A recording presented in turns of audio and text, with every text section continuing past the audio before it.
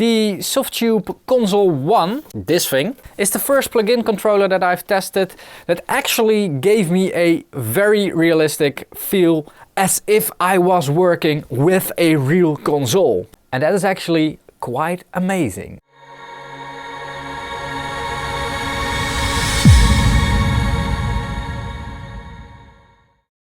What is Console 1? Well, I can tell you what it isn't. It isn't your normal DAW controller. It really isn't. It really is a console. And that's difficult to understand because this thing over here, that's a console. Here's how it actually works. It's a controller with a lot of rotary buttons, a few view meters. Everything has got its fixed place. So if you walk through it, well, first of all, there's a channel selection strip, as I can call it. And you can select the channel you want to work on this strip. There are pages, and those pages are virtually unlimited. You can make as many pages as you want, and thus you can control as many channels as your, well, actually as your CPU allows. It doesn't really consume a lot of CPU power, by the way. It's a really light plugin as well, so there aren't any limits. I've been using it on 150 channels at the same time. Didn't even break a sweat. Now, if you select a channel, you can adjust settings for that channel, and the settings you can adjust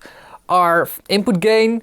There's a high pass and a low pass filter. There's a gate, they call it shape because it can also expand. There's an EQ, you can control compression. There's some basic harmonic drive. You can control the panorama, and of course the volume. And the volume goes with a rotary button and not with a motorized fader.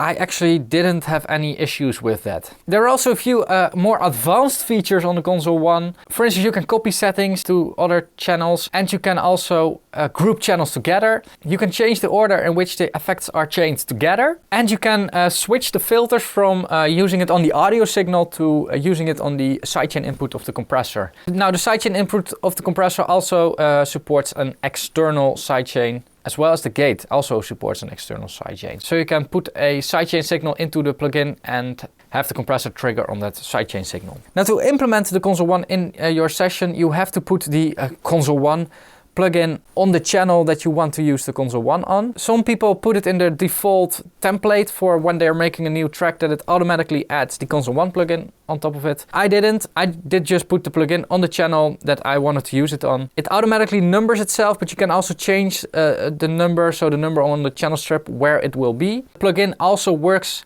as the controller for situations where you don't have the controller with you and you still need to tweak some things in the session. So it's a really handy plugin. It's also a hands-on plugin. Now, to actually see what you are doing, the Console 1 has what is called an on-screen display, and you activate that by pressing the little display on button, and then you get a pretty advanced looking resizable screen. You can choose between different modes for this, so you can also choose to mix more blindly and only have the levels of the channels on screen, or have, you know, everything on screen. And from here you can see your settings, work on your settings, but you can also adjust the settings on the Console 1, and this all works without your mouse. You have to control the whole application with the Console 1, which is pretty cool, but sometimes, I mean, why not support the mouse? Now, another thing you can do from here is change the channel strip you're using, or change individual effects you're using. By default, the Console 1 comes with the SSL 4000 simulation package, which actually is the most versatile of them all. But you can change it for different Softube plugins, and then you will get the emulation of that plugin in your channel strip. Now, those plugins have to be purchased separately. The Console 1 package only comes with the SSL 4000. So, how does it work in practice? That's the big question, of course. Well, it works great. With the Console 1, I can really make changes to the audio quicker than I can do with my trusty FabFilter bundle, which is amazing. But there are some downsides, and those are pretty big. First of all, the EQ is pretty limited in terms of the controls you have under your fingers. And there are only 4 bands, which should be enough, but the low and high band don't have a Q factor, an adjustable Q factor. And it's really crazy why they didn't put a Q factor rotary on there and chose to go for the shelf, bell and cutting button. I mean, they could have done both as well. Now, apart from that, on the software side, the EQ bands are also pretty limited in terms of the frequencies you can use. And if you go to other channel strips or other EQ strips, it gets even more limited. And that's sometimes really annoying. I like, for instance, on kicks, I like to use a small Q factor EQ band on lower frequencies, and I couldn't reach them with the Console 1. Now, the alternative, as I call them, alternative plugins, or the alternative channel strips, do have some more limitations. For instance, if I use the Wise compressor, for instance, the names change, and sometimes even the parameter that you are adjusting changes. On the Console 1, it says attack, but I'm actually adjusting a whole different setting. It's really something you need to get used to. Now, there's also one thing that really doesn't work for me that I didn't actually use. It's the track selection strip. What I actually did is I enabled use DAW track selection, and what that means is that the track that I'm selecting in my DAW is also the track that is you know, on front on the Console 1, that I can, you know, I can click and then directly turn buttons. It's really difficult to memorize on which channels which sounds are, and there is an on-screen display, and yeah, you can see globally where it is, but selecting it in the DAW is quicker, really quicker. So the things that are really lacking and could be maybe improved in a future product, something you have to keep in mind if you are interested in the Console 1. I would like to see like the same controls on all 4 EQ bands, like really give us a Q factor on all 4. I would also like to see a super duper enormously versatile channel strip that can really replace the FEP filters, because on versatility FEP filter is still winning, but on you know, controlling it, Console 1 is just amazing. Now the last thing is a bit of a long shot, but the ability to add reverb and to really control reverb from the Console 1, because that was the one thing that was lacking in my workflow.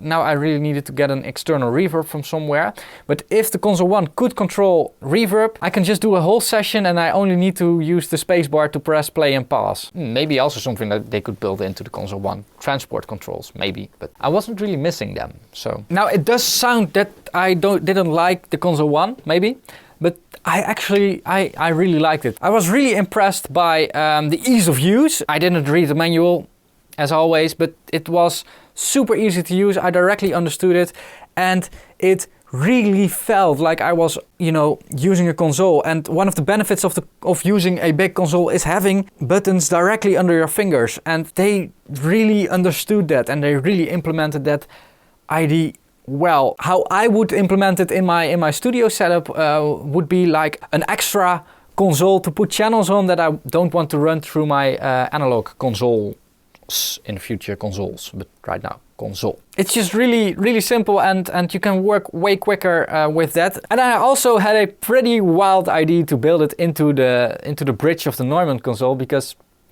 it fits.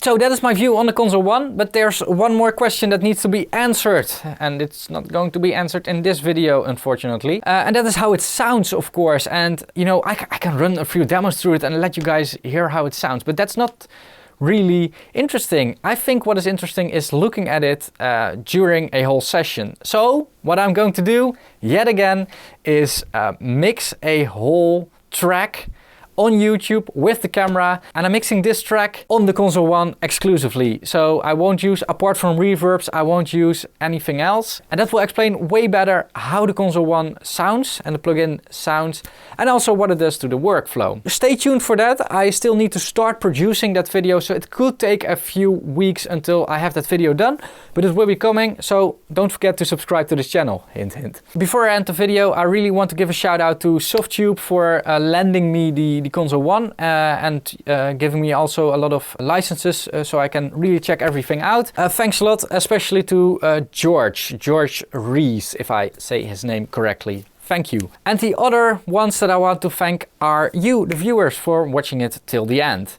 If you like this video and want to give some support and get some extra content, go check out Patreon over here. There's a lot of information on there on how it actually works, so check it out. Another way to support me and the channel, and also, you know, if you like the content, you can watch more, is by clicking over here. I will link one of my other videos over here. Don't forget to like, share, subscribe, comment, dislike, I don't know.